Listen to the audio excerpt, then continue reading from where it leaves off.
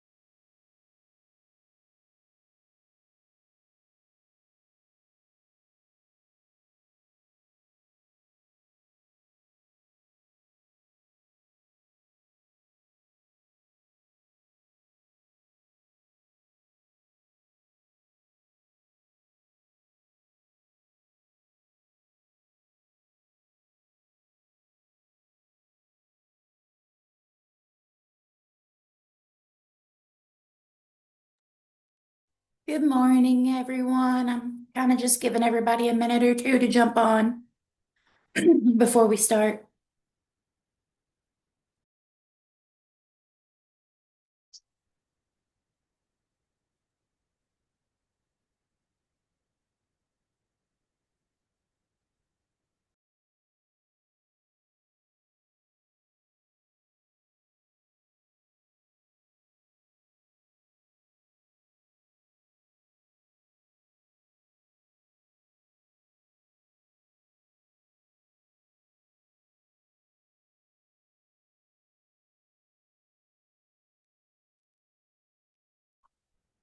Good morning. Let me know if you can hear me. Okay. Yes. So let me think how I'm gonna get. Can you maybe email your PowerPoint to? Can you still get on? You guys, I'm sorry. I apologize. We're having technical issues. If you can imagine that. No worries. And you can just join. And I can make you a co. Kristen can make you a co. Leah's getting on, and then can you make her a co-host, please? Because I don't have access to get into any of my stuff right now. My laptop's not working. Yes. Thank you. You are welcome.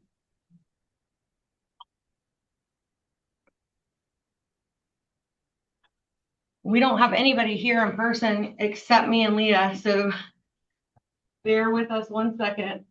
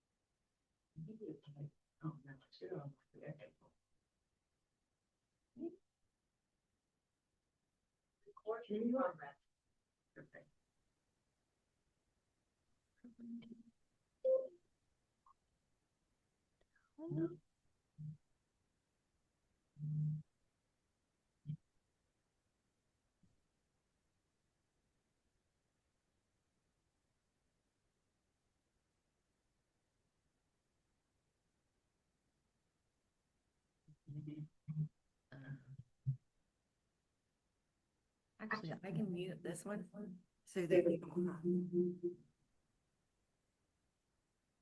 And then your audio, right? Yeah. Okay.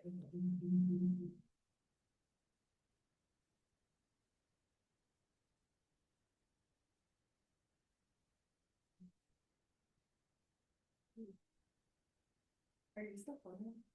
Oh yeah, I just shut everything down.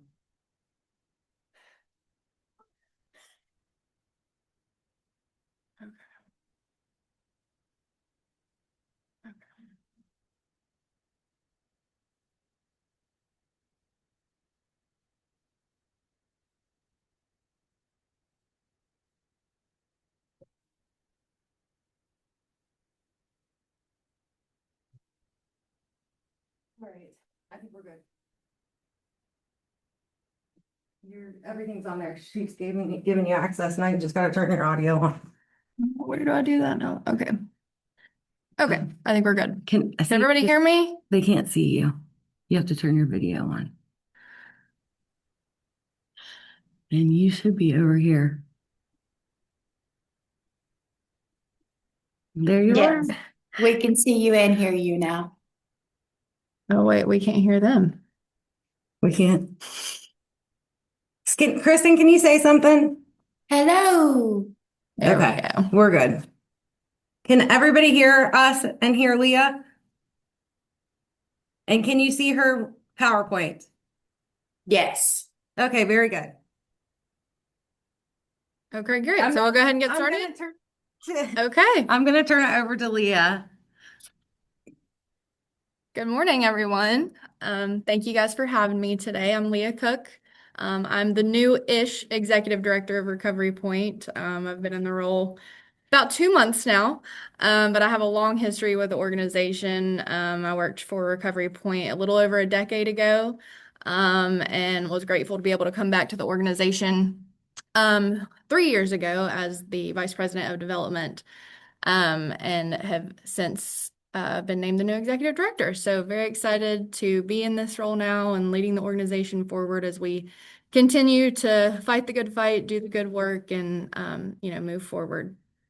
I'll start off with just an overview of Recovery Point. I'm pretty sure most, if not everyone on the call is aware of Recovery Point and what we are, but just kind of a general overview because there may be some things that we do or have going on that not everyone is aware of. So, our long-term residential facilities are in Bluefield, Charleston, Huntington, and Parkersburg.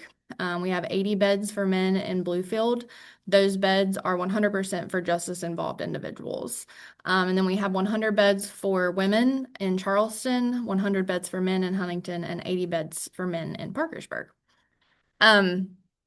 With that, we see a lot of, I know when we give tours and things in certain areas, I always get asked, in Huntington, how many of these guys are from Cabell County? Or when we're at the Parkersburg facility, how many of these guys are from Wood County? And I think that's one great thing about Recovery Point, and a special thing about us is that we are able to, if we don't have a bed at a local facility, we will have a bed at a different facility of ours, if people are looking just specifically for our program. And sometimes we do that even if a bed is open. So if an individual is from Wood County, depending on their circumstance, and what is best for that individual, it might be better to go to Huntington or to go to Bluefield, get away from those connections or that comfort zone that, may lead down the wrong path moving forward. So, in addition to our residential facilities, I'll go back to my first slide here. In addition to our residential facilities, we also have a resource center in Huntington called the Point Cafe, where we serve the general public, helping with everything from GED prep, resume building, general case management, that sort of thing. We also have transitional living apartments in Huntington, as well as a behavioral health arm and routes to recovery, which I'll get to here in just a second. Exciting news for this area specifically is that Recovery Point Behavioral Health is expanding and opening an IOP here in Parkersburg. And it's great timing because I actually signed the lease on Monday, so everything is good to go. Obviously, it's going to take us a while to ramp up service and get all of our credentials in place and that sort of thing, but our plan and our goal is to be open and operating that IOP beginning September 1. So we have an IOP in Huntington and an IOP in Charleston. Our residents have always received behavioral health services from us if they so choose. But this IOP will also serve the general public. So we're really, really excited about that. Will there be medicated assisted treatment? Yes. Okay. Yep. And Recovery Point, that's a great question, Dominique. So Recovery Point is traditionally an abstinence-based program. We at this point do support MAT in all of our facilities in the form of injectable buprenorphine.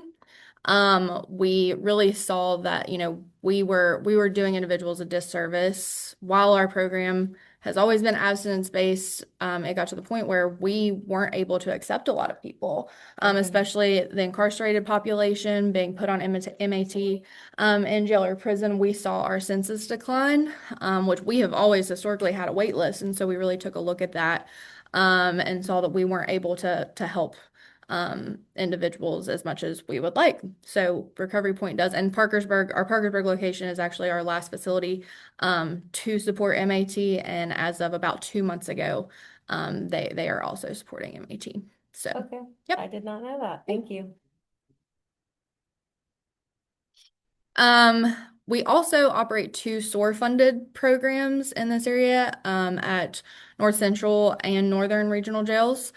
Our peers in jails are in both of those jails, helping individuals plan for release with really everything that you could possibly think of. Our peers, really advocate for the individuals that they work with, sometimes even attending court hearings, working with attorneys to advocate for treatment or long-term rehabilitation efforts. And then our mobile unit is set up Monday through Thursday at NRCJ. And really, the two go hand in hand. Our peers in jails, are working with individuals for 30, 60, 90 days pre-release, but a lot of individuals don't fit into that category to kind of be referred to us from the jail. So we're utilizing our mobile unit to kind of catch those individuals as they're being released that may not have received that support pre-release. Oh gosh, my laptop's gonna die, Dominique. We're having some serious technical difficulties today, guys. I got you. Thank you. We might have to, I Um, think I can reach it. Oh, there's a plug right there. Oh, good. Thank you. Perfect. Before we lose everything, we're gonna fire. Actually, this would just be like, our batteries are running dead because it's Friday Sure. and we have had a long week. Okay. But yeah, so the peers that are on our mobile unit help from everything to finding treatment, finding doctors, finding MAT supportive services, signing individuals up for jobs and hope, and then referring them to other housing, transportation, Medicaid, anything that they may need upon release. I do have a question about that. Yeah. Just because it's new. So are they able to sit up at the jail and they let the inmates come out and talk to them? Or how's that work? No, so these individuals are people that are being released that day. Oh, okay. Yeah. So is there a certain day that they tell you we're releasing this many people? Because I know that can be very tricky. They do, yeah. And like I said, we do set up Monday through Thursday regardless. Oh, They so somebody's typically tell always us, they Okay. typically tell us the window of time that we can expect the bulk of individuals to be released. Okay. But we are there every Monday through Thursday. Okay, that's amazing. And again, we do a lot of kind of coordinating with our peers in jails program because the peers in jails are in the jail. They're working with the individuals that meet that criteria of working with that program, but at the same time they're able to speak with individuals about, hey, I know you haven't had an opportunity to have this service, but when you leave, our mobile unit is going to be in the parking lot. I encourage you to stop by. And so that's kind of how we've navigated that. That's awesome. Yeah. Okay, cool. And you help with Medicaid and SNAP benefits? Yes, we help with enrollment. Okay. Yep. Yeah, we sure do. And then really the last thing that I was going to cover, last but certainly not least, is routes to recovery. Routes to recovery is something that we have expanded rapidly over the last couple years, especially, but we now have a hub in Parkersburg thanks to the Sisters Health Foundation and the Parkersburg Area Community Foundation. They gave us the startup funding to purchase the vehicles for this fleet that we have in Parkersburg.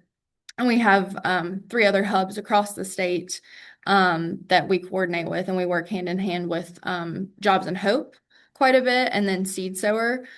We coordinate long trips, especially to get individuals to treatment. One thing that we will begin expanding now that we are set up in Parkersburg, and something that has worked really, really well in our other service areas that I know is going to be great here too, is that we approach fee-for-service partners about using routes to recovery to cover rides that are not eligible through Motive Care. So Routes to Recovery is a Motive Care provider, which means we can take individuals to Medicaid eligible appointments.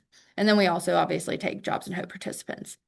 However, we all know that there are a ton of different things that individuals desperately need rides to, and there isn't an opportunity for them to get that funded. So we have quite a few fee-for-service partners that essentially give us a pot of money that we bill down with our current mileage rate with Motive Care for trips to court, trips to the DMV, trips to the Social Security office, any type of appointment that would fall outside of that typical billable ride through Motive Care. And what's great about doing that in our other service areas is that we have a ton of data to back up how many individuals we've served, the types of trips they've needed to go on, and even individuals that are not enrolled in the Jobs and Hope program and need help getting to work or to education opportunities. So we are currently seeking fee-for-service partners in the Parkersburg area. But I'll just be completely honest, and I think Dominique knows this, we do our best to fit anyone into a ride that we can. If we have the availability in our schedule and the availability in our vehicle, we're going to get them there. So we really take pride in this program. And for me, it's become a lot bigger than that.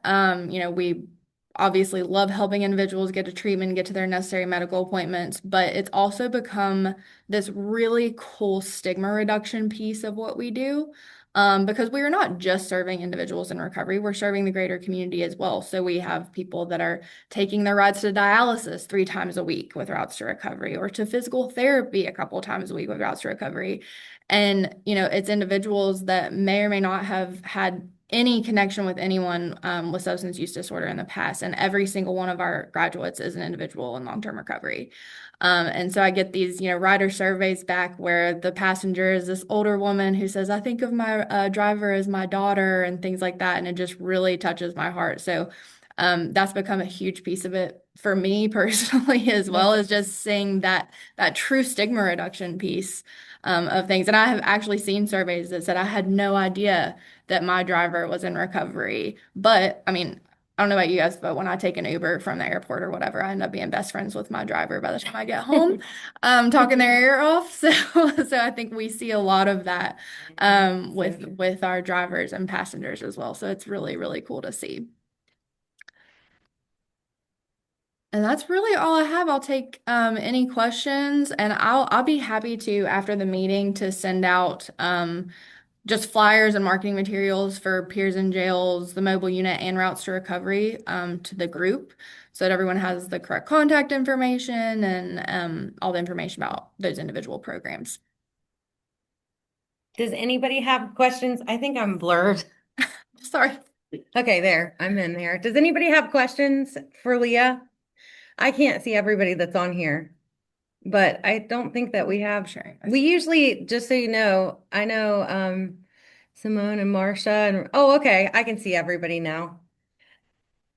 I thought there was I just could see Simone. So I was like, okay, she's the only one there and we're the only ones here. But does anybody have any questions?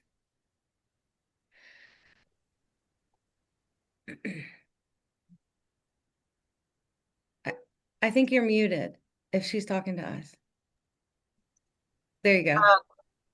Hi, this is Simone Marcellus. I'm the program director for Train and Core, which are 2 programs that we have in Marshall Health. Question, and this isn't specific to Parkersburg, but we have called Routes to Recovery, and we are being told that currently the only mode of transportation that y'all are providing is for medical. So is that where you are? I know you said you were seeking provider. Yeah. In what area, of the state? This was Huntington. Yeah, we're currently seeking funding there as well. We had a Palatine grant that was covering all of those other rides that we just spent down So yeah. Okay. And the mobile unit, you said that Jobs and Hope was there, or they actually have a representative there? No, Jobs and Hope is not there, but we do help individuals enroll in Jobs and Hope. So Okay, yeah. okay. All That right. was going to be one of my, I was going to say also, do you provide rides in Huntington to people that are in Jobs and Hope? Yes. So that might be, if they're willing to attend education and training for career employment, the folks that are needing transportation could sign up for Jobs and Hope. Okay. All right, thank you. Thank you. Anybody else? We haven't had technical difficulties since we moved our office space to this space because we were in a church with no technology. So we had like all these things set up and it was crazy. I want to introduce everybody to Kristen. She is the new Jonathan. So she'll be here joining us every month for the Reentry Council. She's in charge of all the reentry councils across the state. So if you guys have any questions or want to start a reentry council in your local area, Kristen's going to be your contact. So I wanted to say that. And I want to say thanks for being patient with us getting on. And thanks for Leah for being patient. She came to present in person. Now she's sitting here on her laptop, which all she good. could have done from home, but thank you so much for all the things that Recovery Point do. I know we just got an email this week that all of our rides are going to go through Routes to Recovery for Wood County Jobs and Hope folks. So I'm really excited about that because a lot of times with some of the other transportation providers, the people are not getting picked up on time. Yeah. So I'm excited about that because I feel like people that are in recovery, that are driving people in recovery, are going to understand how important it is for them to get where they need to go. So Absolutely. that's a great addition. And the jail thing is amazing. That's going to change a whole bunch of lives. So thank you so much. Thank you guys. Thanks for having me. Well, you guys are going to get off here really early today too. So enjoy your Friday and have a great weekend. Congratulations, Leah. Thank you.